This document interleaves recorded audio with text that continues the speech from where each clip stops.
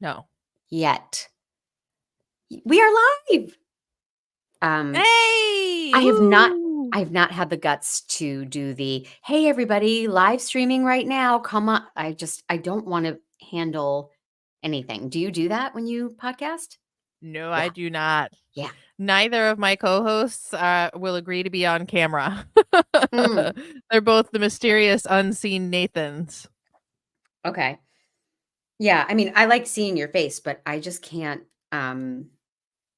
sorry, gotta put it up. I can't handle the idea of, "Oh, someone's asking something in the chat," and, just, like, ugh, Mhm. it's too much. It seems I'm not like a lot smart of enough. balls to have in the air, yeah. A lot of wheels or what are they? What not wheels, but plates to spin. Yes, exactly. Um, Here, I'm gonna turn my AC down just a notch. Okay. It was like freezing and now it's freezing. The minute Krissy and I saw each other, I was like, no, no, It's my live dance.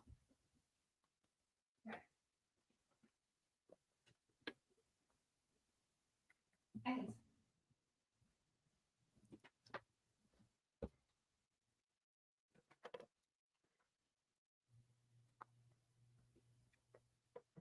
God, Clavens, get your shit together. Okay. All right. So, Pete, are you ready in 3, 2, 1? Hello and welcome everyone to Make Me a Nerd. I'm Mandy Kaplan, a mainstream mom whose mission is to seek out and nerducate myself, trademark, about all things nerd culture, whether it be comic books or sci-fi, fantasy. Dungeons and Dragons is coming up in some form or fashion. I really want to figure out what I've been missing out on all these years, everyone. And thank you for coming on the journey with me. This is a first for Make Me a Nerd. In my premiere season here, I have a repeat guest. Back by popular demand is the absolutely wonderful, charming podcaster, improv comedian, mom, all around fantastic woman who has come the closest to actually getting me to be a nerd. It's Yes. Krissy Lenz. Yes. Oh, I'm so proud of that. Yeah, I'm gonna hang my hat on that. Someday when you get a cold, you're gonna watch Supernatural. Exactly. That's exactly right.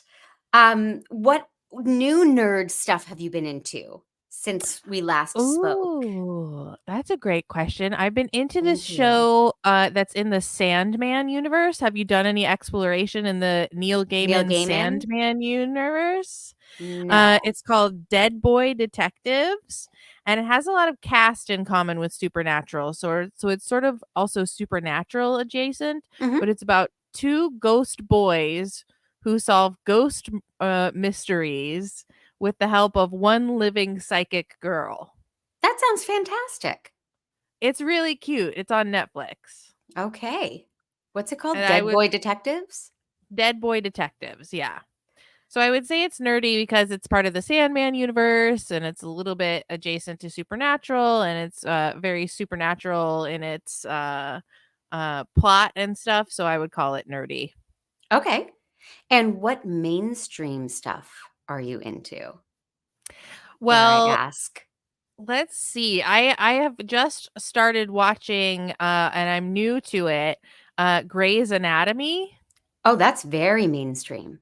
It's very mainstream and I'm loving it. Oh, It's such a good. good show. I've I'm never like, seen it. I had never seen it either and so I just it's on Netflix, so I popped it on as a background show and now I find myself like really paying attention to it and like Mhm. watching it. It's a great show. I recommend it. It's Yeah, but that's as mainstream as mainstream gets, I think. I think so. I think you absolutely nailed it, aside from perhaps The Bachelorette, which I watch. Oh, But yes. I haven't dipped a toe yet into the bachelorette water. You'll have to educate me one day. one day, I mean, I'm not proud of it. I watch it in shame, but it's very entertaining, Yeah. low stakes, That's I all that don't matters. care. Yeah. Um, well, I also, I solved a murder since I spoke to Oh, you last with the fantastic congratulations. Tom W. Metz III of the True Story family. We did a Mhm. thing called, oh god, To Hunt a Killer, I think is the name of it, and they Oh, yes, send I love to hunt a killer. wait, have you done specific murders? Have you I don't know. Yes. I've We've I've gotten 2 which criminals one off did the you do? streets. Um, Well, good for you. well, actually, one of them was dead. We did the most recent one was the theater one. Did you Oh, I do didn't that? do that one. And Mm-mm. then, the other one was, like, the high school reunion one. I did that one, yes. So much fun, and it makes me think of the thing you recommended, Brindlewood Bay, Yes. and so that's Mhm. next for my sleuthing group, which is my husband, my son, myself, and Tommy. Excellent. That sounds Yes. it's so much fun, and I love the fun stuff they send you. It's like socks and hats and, like, Yes. the evidence that they send you is all this cute Yes. little stuff that you're like, "What do I do with all this cute little stuff? Do I keep it in the box?" Like, I had a pile that was like, of the boxes that was like a person high, Uh-huh. and it was just full of all the evidence and stuff because I couldn't bring myself to throw it away. I know, 'cause they're very real objects and tactile Mhm. things. There was, like, a beer cozy and Mhm. cufflinks and it's really fun. It's Um, great. I love Hunt to Killer. I highly recommend. yes, me too. So that I feel that was pretty nerdy, but I've always loved Yeah. murder mysteries and stuff. So I think I That's really pretty will like nerdy. Brindlewood Bay. Yeah. I have a birthday coming up, and I have made it known I want it from Amazon for my birthday. Not from you, Krissy, but from someone in this house. Okay. I think you have to get it, like, on the back streets. No, it's on Amazon. Is it? Oh, yeah. Cool. I didn't know that. I thought it was, like, more of an underground kinda thing. You're going to Mexico for your fix? Yeah, I'm going down underground Yeah. into the mean streets Ooh, I like it. to get my, role play game content. There's an action comedy in there somewhere. Oh, yeah. Jonathan, honey, make a note. I wanna write that script. Okay. Yeah, do it. Um, I just decided I have an assistant named Jonathan. Congratulations to him. So, you assigned me something I have been very afraid of, because when you Ah. bring it up, people say, "Whoa, it's been on the air for 175 years and there are Uh-huh. 25,000 episodes." Mhm. So, what's your history with Doctor Who and what made you choose it? Oh, well, I thought after we did Supernatural, well, I wonder if my plan would work for Doctor Who because it is so daunting. There's so much of it. There's different doctors. You really could spend a whole episode on each of the different doctors. So I thought, I wonder if I could make my Supernatural plan work for Doctor Who and just pick three really different episodes, with the idea being that if you like these three episodes, you will like what you see if you then plunk yourself down and start at season one, episode one, and make your way through the more recent Doctor Who's. I'm not saying Yes. go back to the 60s. Okay. I mean, I Don't do only that. have 1 lifetime. I can't It's true. commit to It's that kind true. of You time. can't. No. No. They are wonderful, but we got to stick to the modern classics. Okay. So then you, of course, brilliantly curated 3 episodes out Mhm. of order, which freaked me out. I had to Yeah. obviously double check with you because you said the Mhm. first one is going to be season 3, episode 10, and it's called Blink. Mhm. Now, I had asked you before, what is your relationship to Doctor Who? But I think as we go, I'm going to be peppering you with a lot of questions, and I think we're Okay. going to get a sense of what your favorite things are, what you like, and why you wanted to choose this for me. Mhm. Um, so let me tell everyone that in season 3, episode 10, called Blink, the 10th Doctor, a time traveling alien played by David Tennant, is trapped in 1969 and tries to communicate with a young woman in 2007 named Sally Sparrow. Carrie Mulligan, like a baby Carrie Mulligan. To She's prevent so this, beautiful. I know. To prevent the statue-like weeping angels from taking control of the TARDIS, Sparrow and her best friend's brother, Larry Nightingale, Lawrence Nightingale, get it? Must unravel a set of cryptic clues sent through time by the marooned doctor, left in DVD Easter eggs. This could be the nerdiest thing I've ever read. Just Yeah. those 4 sentences. What the I mean, okay. So, I pressed play really not knowing anything about Mhm. my image of Doctor Who is from PBS when I was a kid. Yeah, the old long-haired or the guy with the celery in his, lapel. Goofy. It is very goofy. It's very goofy. Mhm. I thought it was more of an intense sci-fi situation, but it's really light. That Yeah, it can get intense sometimes, but for the most part, it's silly. It's for the silly gooses out there. um okay, so Pete, help me out. I skipped an episode, Yes. right? Okay. I was just gonna roll with it. We can just roll You with it. because you're a yes-ander. No, no, Yeah, no. exactly. Pete, don't hate me, but I'm gonna now officially start with the first episode I watched because I'm realizing what I did. Don't hate me, Pete. Here we go. So we started with season 5, episode 10, called Vincent and the Doctor. The Mhm. doctor discovers a seemingly alien figure in a window of the painting The Church at Auvers and decides they must travel back in time to speak to Vincent. Yes, everyone, that Vincent, around when he painted the painting. In 1890, they find Vincent at a cafe in Arles, a lonely man with a bad reputation. So this doctor, who is played by Matt Smith, Yes. who is Prince Charles on, not Charles, yeah, Philip. Prince Philip, yes. Philip The on The Crown. husband. The husband, yeah. Right. So that's how I recognized him. Mhm.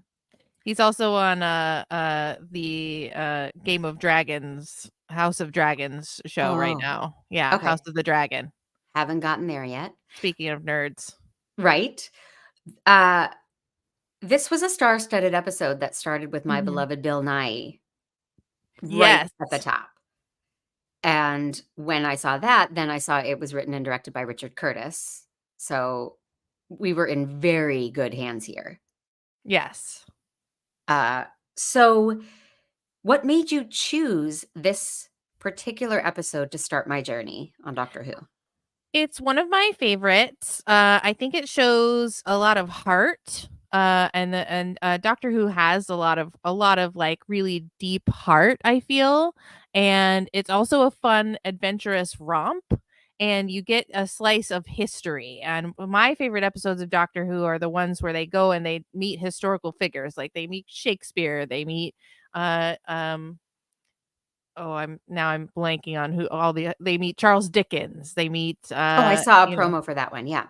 yes, that was the next one after the Mm. season one that we watched. And they, interact with all these fun characters, but I particularly love, the portrayal of Vincent van Gogh and his interaction with the Doctor, who is my favorite Doctor, Max Smith, the 11th Doctor, and my favorite companion, Amy, who is Karen Gillan. Whom my family loves deeply from the Jumanji movies. Oh, the Ruby Jumanji movies Roundhouse. are my favorite, yes. Love those. Love both of them so much. So I Mhm. saw her and I was like, "Oh, it's Ruby Roundhouse, Karen Gillan." Yeah, she's great. Yes, Um, and she's so fun in this episode too. She has such a good time when she buys all the sunflowers and she's thought, "I don't know, I just thought you might like to have them around." well, there's a very, Bill and Ted's feel to this Mhm. episode.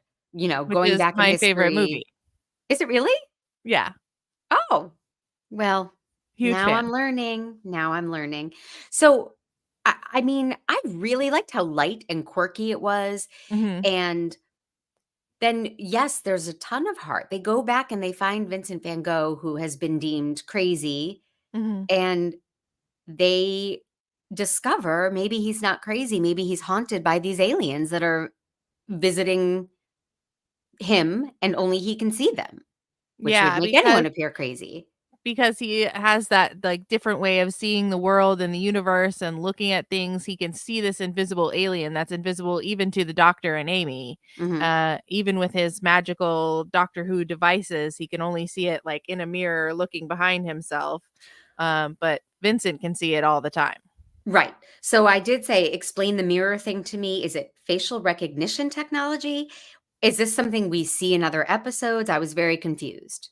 No, it was just it's just a what's the phrase? A what starts with an M? A MacGuffin? I didn't catch the name of it. Oh no, I'm just saying, like, what a MacGuffin in the movie is like a weird thing that solves the problem I've or never heard creates that. the problem. Really? Oh, Yeah.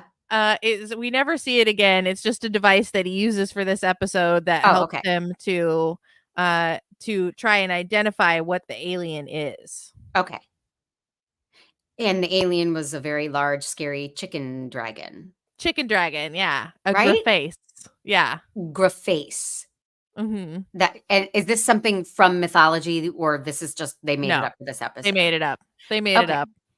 Um, so if you all wanna take a moment and Google an image of the actor who played, Vincent van Gogh, as the Brits say, in this movie, he was Vincent van Gogh was apparently the Danny Bonaducci of his day. Apparently, yeah. Didn't that Tony, actor look Curran. doesn't he look exactly like Danny Bonaducci? Very much like, yes. Yes, yeah.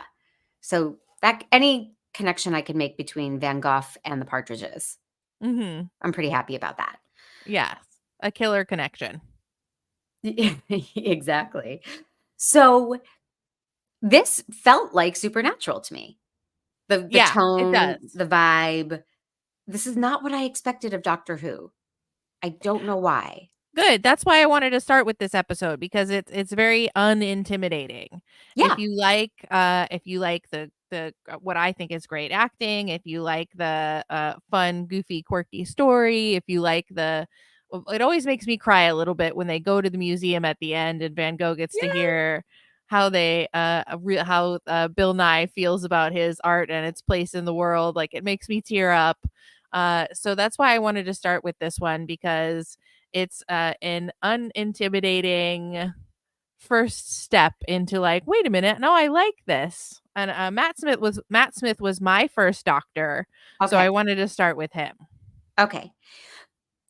Well, I was very moved by the whole idea of it, but I was immediately intrigued. I have a real thing for historical fiction, and when you can't Mm, tell what's fact and you're like, "No, I know that happened on that night, but did it happen with this character?" That's I love novels like that. I really like that mhm, type of blurring of fiction and reality. Um, and that's what this was. So mhm. to start off with them at the Musée d'Orsay, I'm putting that in quotes because they didn't film in the Musée d'Orsay, but, to have them start off there and be staring at a painting and what is that? What is that creature that no one's ever seen in that painting all these Mhm, years was such an intriguing premise. mhm. Just o on its face, that had me instantly leaning in. Great. So, yeah, That's perfect. That's what you want. You wanna be grabbed from the beginning and then taken on a ride. yes. So then he's like, "Okay, let's go. Let's talk to Vincent van Gogh and ask Yep. about this creature." Mhm. So I started writing all my questions for Krissy. Okay. What's his deal? Does he time travel or is he able to drop into any time and place? And what's his job? It's confusing to drop in to a series after it's been on the air for 50 years. Well, and that's the thing about Doctor Who is because it has so much history, they never really give you the whole scoop on the Doctor all at once. You have to sort of even in the pilot episode of when they rebooted the series, they don't tell you everything about the Doctor. They never sit you down and go, "Okay, here's who he is and here's what he does." Like it all just is sprinkled and sprinkled throughout the different series and you're always learning something new about the Doctor, but he is a time lord. That's his, like, species. He's the last of his kind. He's not human. Um, he's not I human. think He we has learned 2 that hearts. later. And Yes. okay. And he travels around in his TARDIS, which can go anywhere in time and space. So yes, he can just be like, let's go drop in on Doctor Who on Doctor Who. Let's go drop in on Vincent van Gogh. Let's go drop in on Charles Dickens. Okay. Let's go see the moon landing. Let's do all this fun stuff in history, but it's also in space. So he can take you to an alien planet Right. in a million years in the future as Yes. well. Oh, I know. Uh, so I learned that. So Mhm. I think it's really smart. I am learning about a lot of these things. I've done Lord of the Rings now. I've done Mhm. Star Trek. I've done some Star Wars. I'm getting used to how much lore they pile in. Oh, so Generally, much. these things start with a massive monologue about here's the history of all these people and these species and the world. And I got to tell you, I get overwhelmed. Oh yeah. And that's something I resist. I appreciate that Doctor Who doesn't do that, and it frees them up to make up details as they go over season Mhm. after season after season, right? We can just Which they find do. out he was a twin or he was, used to be a ball of fire, whatever they want. Yep. But Uh-huh. but if you're really constricting yourselves as creators if you're saying, "Here's everything about this character that you need to know." And then you have Mhm. to stay true to all of those rules or boundaries you've established. So, I appreciated the lack of lore and history. I was Yeah, just you just have to pick it up as you go. yeah, I mean, I really liked that. I was confused, Yeah. but I liked it. And now you've said TARDIS, which is Mhm. a fantastic word that I only know because of musical theater. Oh, really? Yes, What musical theater? I directed a production of Matilda, and Oh. the kids all they sing wait, I have the lyrics up. Where did I put them? It's something about his I love largeness, Matilda. like the TARDIS. Oh, uh-huh. I do not love Matilda, but, uh, you have a worm, Bruce, or maybe your largeness is a bit like the TARDIS, considerably roomier inside, and all the Mhm. kids said, "What's a TARDIS?" And I had to look it up, because this was Ah. 5 years ago. I had no idea what a TARDIS was, but now I get that reference, Yes, and it's finally come full circle for you.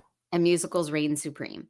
Um, but it is so goofy and clever Mhm. that they go Mhm. into a phone booth, which is then this secret lair full of weird gadgets and Secret rooms, and yeah, it's just there's a fun. pool in there. There You find is? out at some point there's a pool in there, yeah. Aw. Um, yeah, I dug it. I dug all the wit and charm. Mhm. Um, the the lair was did you ever watch Odd Squad with your kids on PBS? No, uh-uh. Oh, you're missing out. It was a show that taught math through this group of children detectives, or they were in the odd squad and they solved all these problems in their community using math. And it was so well done. And they had all sorts of weird gadgets and creatures. And that's what the TARDIS looked exactly like. I think they were made around the same time. So Oh, that's great. your kids are I too love old child for detectives. yes, as established. Um, so okay, so here's a big paragraph I needed to when Doctor Who is trying to reason with the creature. Oh, and says he doesn't belong and he understands it's the same. Mhm. Right, he's trying to tell the creature, you're from another place, I'm from another place. We don't really belong. I a couple weeks ago read a graphic novel called Superman Smashes the Klan, Mhm. where Superman is learning about his alien background, and he's talking to a young Chinese girl, and he's explaining, "You feel like you don't belong in America, and I feel like I don't belong on this planet, and I get it." Mhm. And it washed over me that that's a huge part of all of this. Yeah, You feel it's like an part of nerd outcast. culture. Yes, right? No one understands you, no one wants you around or what so you turn to these stories to feel accepted and seen. Mhm. Yeah. Oh, that I just got shivers. Good paragraph, Mandy. Killing it over there. Why, thank you, Krissy. That'll do it for this episode. Tune in next week. It's not going to get better than that. But that's what I am loving about all of this, because Mhm. although I was never into this as a kid, I was bullied. I was told I Mhm. can't sit at that lunch table. I was feeling like I was searching for something. I happened to find it in theater and with Mhm. musicals. But all of these entities are saying, "We feel it too, come with us." And it's such a Yeah. beautiful embrace. And I think the doctor does that in a really lovely way because like the doctor will always try and help the alien even if the alien has killed people, which it does in this episode. He's always still like, "Let me help you, let me take you back to your home. Let me figure out what's really motivating you. I don't think that you're evil. Mhm. You're just different. So let's figure out what's really going on. We don't have to fight, we don't have to kill you," which they accidentally do in this episode as well. Yes. And it's very sad that he's always like, let's help, let's get to the real bottom of it, and let's find some acceptance for all these weird things. Which is lovely, but also, if there's a creature out there killing people, it's okay to kill the creature, right? Uh, well, Or well, they end up doing it, but the right. doctor will always try and find a way to not kill. Yeah. And he's a bleeding heart. 2 hearts, He's you said. a bleeding double heart. Yep, bleeding 2 two hearts. Yes. Um, well, there were maybe I'm reading into it because I wanted a little more action, but there was a lot Hmm. of I know there was a Van Gogh, uh, what's Karen Gillan's name? Amy? Amy Julie, Pond. Amy? Okay, so Amy and Vincent have a lot of chemistry and Hmm. flirtation, but then Hmm. there was also the same with, Doctor Who. There was like, when they hugged goodbye, I was like, "Ooh, they're about to get it on." Oh. It was I don't know, there's like a heat between Van Gogh and both of these characters, I found. Uh-huh. Well, Van Gogh was a very sexy man, yes. Yeah, He had and a as is Danny Bonaducci. What? yeah, yes, No, I don't think that computes. 1890s Danny Bonaducci. Yes. Um, they animated the Starry Night painting, Mm. Isn't that right? beautiful? They were looking up at the sky, and it became the Starry Night through an animation, and I was chills from head to toe. Mhm. And I'm not a Van Gogh I wrote like, and I'm a Rembrandt gal. I'm really not a Van Gogh Uh, lover. I mean, I admire his work, but mhm. wow, was that a gorgeous way to create that. And Mhm. they're constantly trying to get him to paint what they know he should be painting, like the sunflowers The sunflowers and and seeing his room, which is the room in the painting. Y'all, if you have not seen this episode, I cannot recommend it enough. it's one of my favorite episodes. It's I think, a perfect episode of television. Yeah. I really felt that too, and then the preview for the next episode stars James Corden, Yes, and it James Corden also has a recurring role. oh, does he? Yes, he comes back. So, I was blown away by the stars I was seeing in these Mhm. episodes. Is this I mean, but this one was made what, 10 years ago? Oh, This more than that. It was like 15? 2010? I don't So, I know. guess my question is, at the time, Bill Nye was already a thing, and he Yes, did he this was the thing. uncredited. He just did this for fun for Richard Curtis. But do other stars is it like an SNL thing? Like, they wanna get their episode of they wanna go on Doctor Who? It was 2010. Okay. Yes, I think so. I think as it goes on, like Maisie Williams from Game of Thrones is on, and they, as the show got more and more popular too, you'd get more and more. Olivia Colman Oh, yes. does an episode. It's a star-studded affair. It And is. I was it's always amazed. fun to like be like, "Ooh, who's that? Oh my god, look who it is." It's Right, right. Well, totally fun, totally on board, praising Krissy throughout my notes, like, "She's done it yes. again, folks." Woo. Krissy Ooh. Lenz, the We'll nerd see if that whisperer. continues for the next 2 episodes. Won't we though? Dun, dun, It's all dun. downhill from here. So then, Pete, sorry, now we're back to where I read the description of season 3, episode 10, Blink. Blink. Uh, okay, here we go. Pete, cut all that pausing and weirdness. Thank you. So we're watching Carrie Mulligan, a baby Mhm, Carrie Mulligan, mhm, and she sees these beautiful old statues who mhm. then change positions. And I wrote, they're like ninja cats. They're Remember, like ninja cats, yeah. right? Which is one Yeah. of my favorite things of all time. I might go watch it again after we wrap this up. But these were ninja cat statues. And this one was much headier. And Yes. I'm not sure they really completely got the lore or the history across. This one Mhm. felt a little less clear to me. Like if you Okay. look at the statue and you blink, you go back in time and you live out your life and you die, Mhm. right? But Yeah. why? Why was that? If if the weeping angels get you, they can only move when you're not looking at them, but if they get you, they zap you back in time, and they feed on the energy that's created by zapping you back in time. Why are they doing this? Like what is their problem? What's their Uh, damage, Heather? they're just there. They just, are, plunked down in a place and they gotta eat. Okay. So this was my introduction to David Tennant. Yes, and it's a what they call a Doctor Light episode, so he's only in it a little bit. On a TV screen, Mhm. talking to her through a little TV screen, which was cute. Yeah. She's Carrie Mulligan's wonderful, but this one felt more like a Sliders. It didn't have the Mm. heart. I Mhm. think it It's true. tried to have the heart, and I've never seen Sliders. I'm just going by what my husband tells me about it. But um, she meets this cop when her friend Mhm. disappears because she doesn't know her friend went back in time from looking at the statue, right? Right, the angels got her. The angels got her.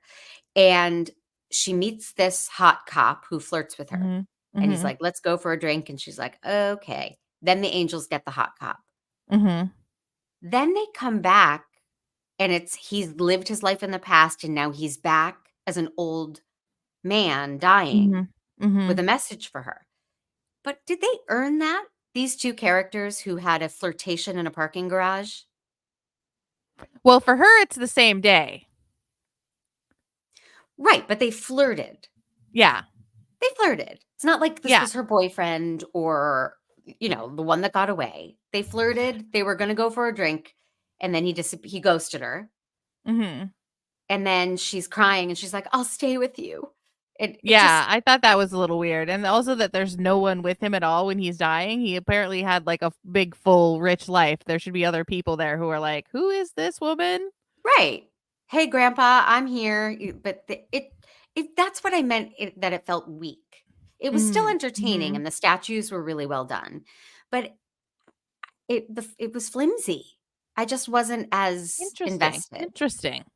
I chose this one because it's a little bit scary, and at the best of times, Doctor Who can be a little bit scary. There are characters that do things that are a little bit creepy. The Weeping Angels return again and again.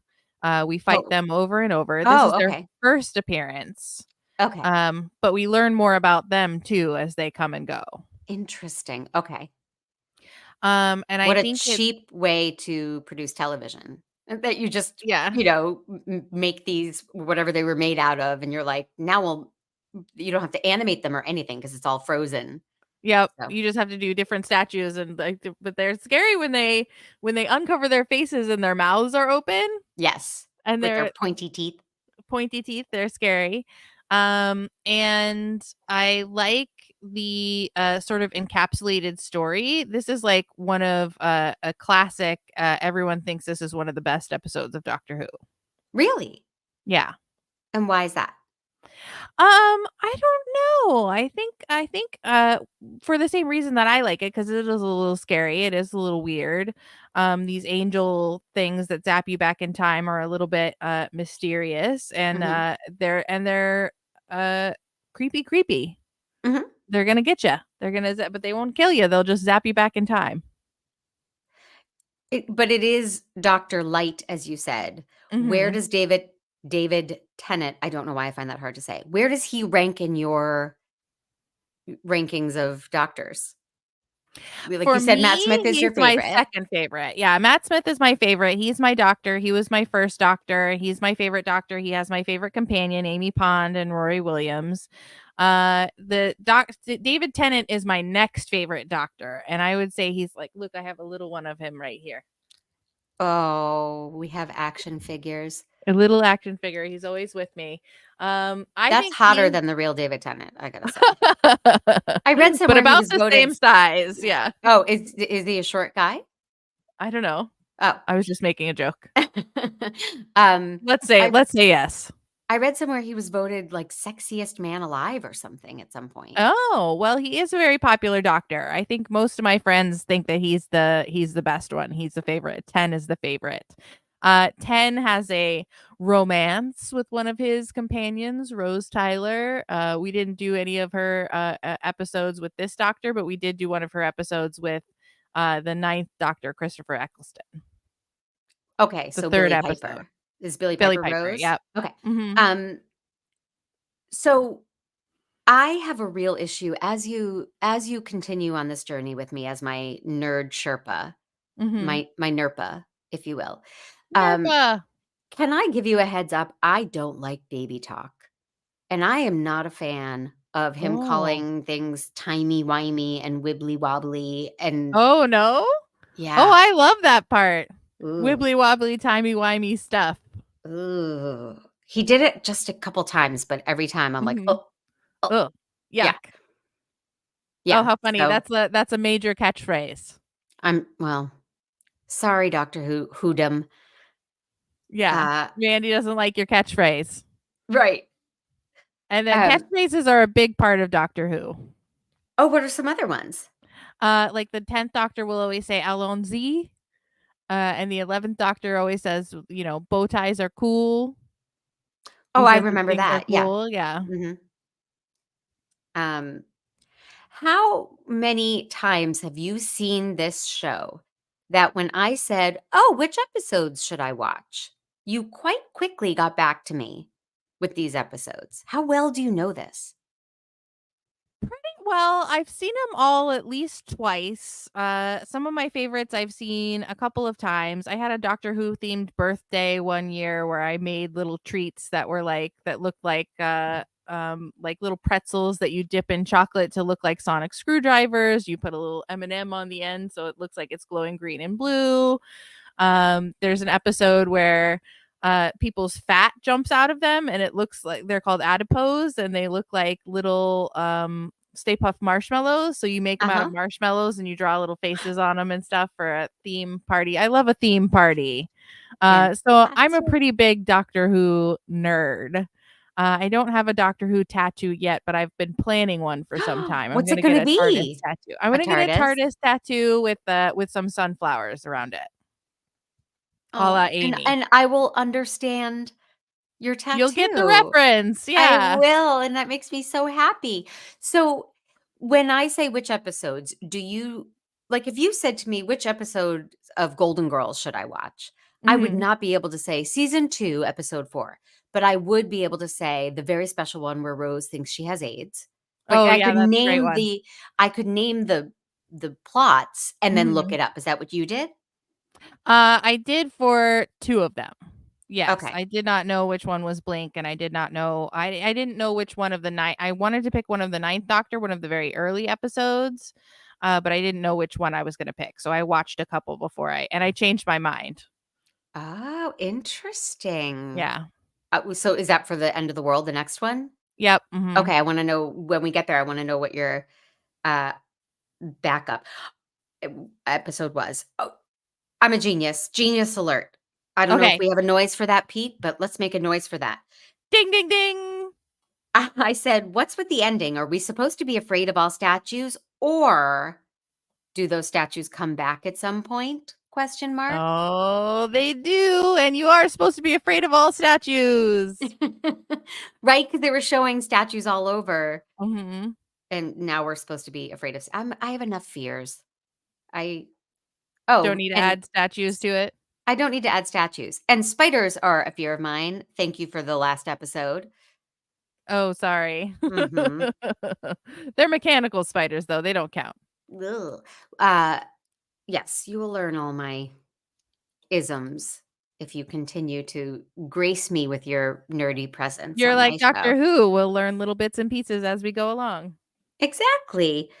Um, so yeah, that was all I have on Blink. It was fun Mhm. and interesting, and now technology is changing so much that it was so old-fashioned to say, "Oh, it's on DVDs," and but DVDs have these things called Easter eggs. Yeah, mhm. it's so, like, laughable, yeah, it's like, "What do you mean you watch past the end of the DVD and there's something there? What is this technology? Oh my Yep, goodness." yep. But it was fun, and I followed it.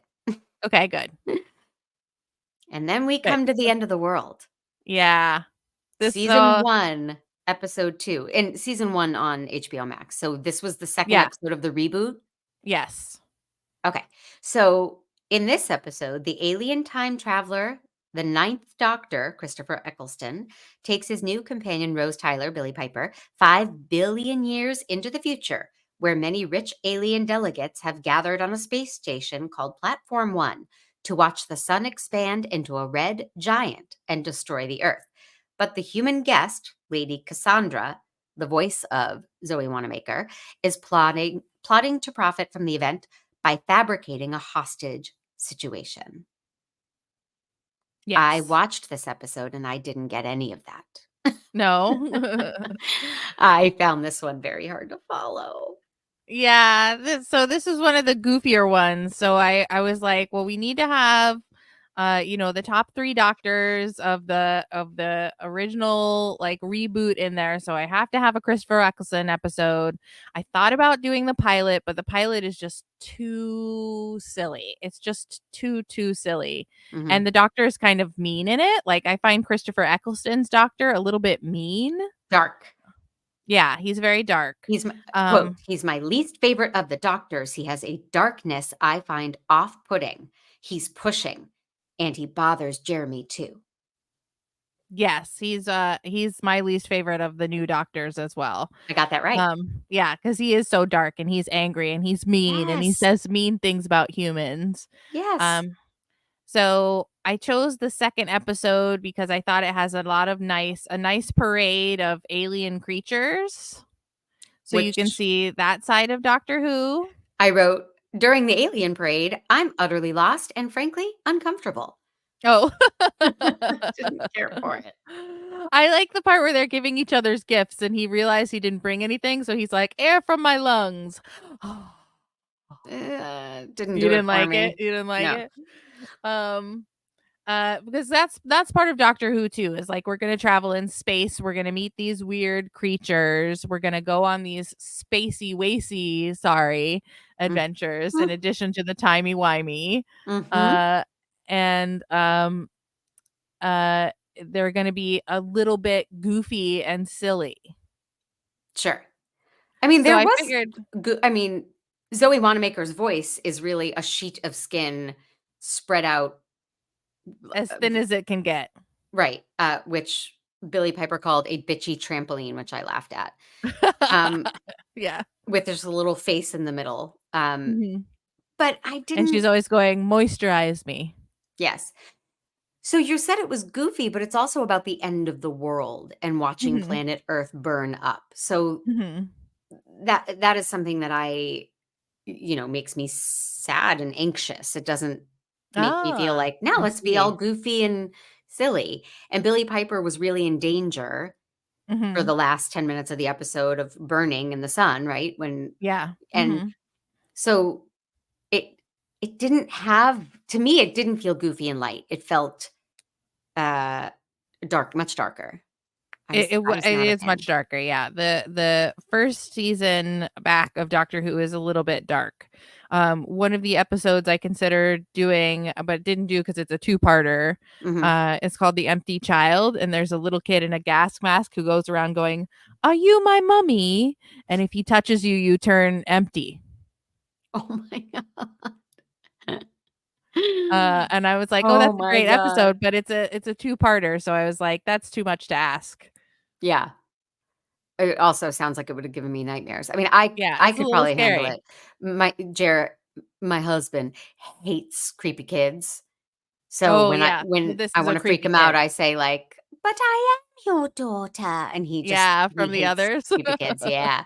So he would not have enjoyed that one. No, he would not have liked it. That would not have been a Jer episode at all. No. Um, but yeah, the whole first season of The Doctor, he's a little bit angry. He's mad about something, and but that's why he only lasts one season. The 10th Doctor is much less angry. He's still a little bit angry and a little bit surly, but then by the time you get to Matt Smith, almost all the anger is gone, and he is just along for the ride. Yeah, he's like Hugh Grant-esque, Matt Yeah. Smith, with his Mhm. lightheartedness. So, when you say he only lasted 1 season, did the people speak up and say, "We don't like this guy," or why did they get rid of Eccleston? There's a little bit of controversy about it, whether he signed on for only one season. Like the story goes that he signed on for only one season, and he was like, "This is some goofy stuff. I'm out. Mhm. You get me for one and done." Eccleston's Okay. a one and done. Um, and then But it wasn't like the fans wrote in and said, "Replace him." no, I don't think so. Okay.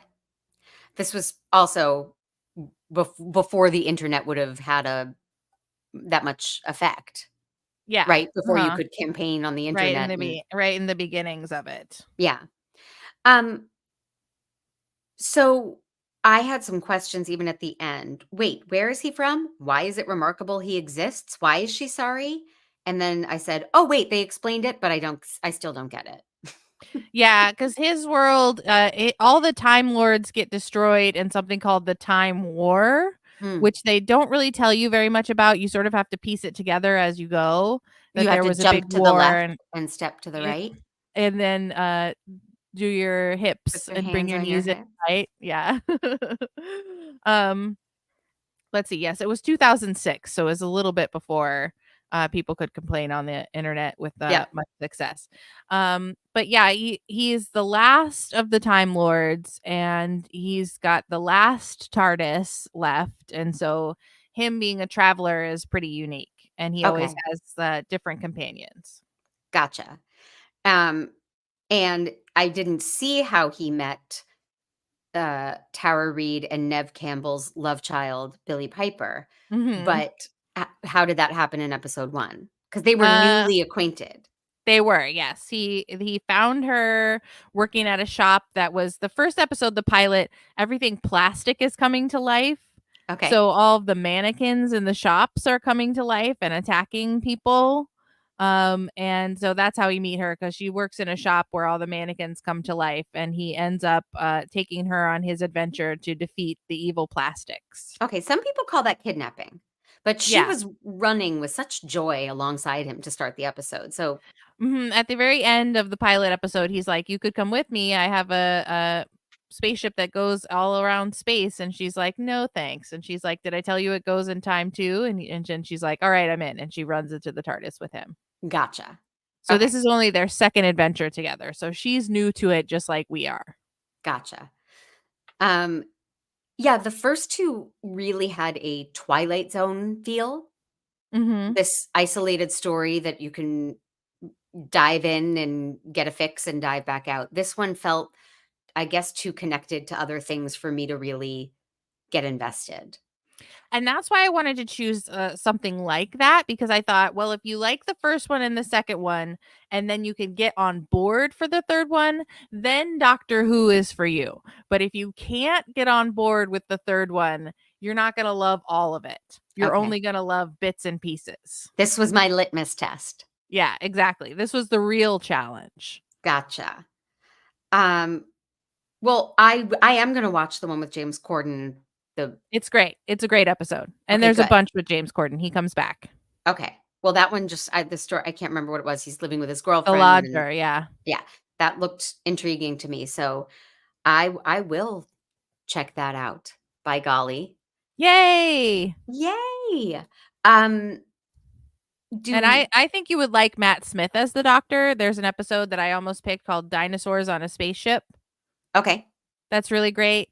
There's a Western episode that's really great. As I particularly like Matt Smith's season 7. I think it has a lot of great episodes in it that are like the silly, goofy, fun one and done. And the actor who plays Arthur Weasley turns up. That is a Harry Potter reference. That's a Harry Potter reference. I don't know his real name, but he's a famous guy. You'd see him and be like, "Oh, that guy, he's famous." Okay. I don't know Harry Potter. You haven't done Harry Potter yet. No, You I got to mean, get I to that read one. it with my son when he was 6 or 7, Mhm, so mhm. I did read the first one. I don't really remember it. Okay. But I don't know if I want to do Harry Potter. I don't know that I want to praise J.K. Yeah, Rowling, that's a tough one. It's right? tough. That's a rocky hill to climb these days. Yes. So I just think stay I away might from just it. yeah, Just stay away pretend it altogether. doesn't exist. Yep. Um, all right. Well, I'm gonna do my business, and then you're gonna tell everyone where they can find you and follow Okay. you, okay? Okay. So, Make Me a Nerd is a production of True Story FM, engineering by Pete Wright, who has his work cut out today. Wink. My theme song is Wonderstruck by Jane and the Boy. Please reach out on social media at Mandy_Kaplan_Clavens, both with K's. If you're listening to this on Apple Podcast, please do me a favor, take 30 seconds and write a review, hit the 5 stars. It really helps to spread the word about the podcast and help it grow. And if you really want to support my mission here, go to makemeanerd.com and hit the join button. $5 a month gives you more access to me, some secret content that others aren't getting, and it helps support my podcast here. It ain't free to do this, people. So I would be forever, eternally, extremely grateful if you would become a member of the Make Me a Nerd membership society. We don't have a clever name for it yet. Also, make up a clever name for it and send it to me on socials. That does it for my business. Tell me, Krissy Lenz, where can Yes. everybody find and enjoy you? Because you are just Oh. such a goddamn delight. Oh, thank you so much. Well, I would love it if you would listen to my podcast, the Most Excellent 80s Movies podcast, where we review the 80s movies we think we love or might have missed, or the Gank That Drank, a supernatural drinking game podcast, where we watch Supernatural and play along with drinking game rules that we made up, both on True Story FM. Or if you're in the downtown Mesa, Arizona area, come see me at the Neighborhood Comedy Theater, where I do improvised comedy every Thursday, Friday, and Saturday night. Woo! I wish I Woo! could. One day we'll bring you One day, out I would here. love that. We I would love dragged to see you we on dragged stage. Pete out here, so we'll You have to did? drag you. Yeah. Oh, absolutely. Drag away. Okay. All right. Well, I have some exciting stuff coming up. I know I'm reading Dragonlance. Ooh, Dragonlance. Oh, that's exciting. You lit up. If you her I mean, she sat up straight, her I've eyes always wanted got to big read and it. wide. Yeah. You've never read it? No, I've always wanted to. Well, someday you'll be nerdy like me, Krissy. Someday. And I also think I'm doing The Watchmen, Oh, reading The who Watchmen. watches The Watchmen? Yeah. That's heavy. It's a graphic novel, right? Yeah. I'm like, I think I'm doing it. I don't know what it really is. But It's a so graphic those novel. are 2 things coming up. If you want to hop on those so you can be part of the discussion, I would love that. And until then, thank you everybody for listening.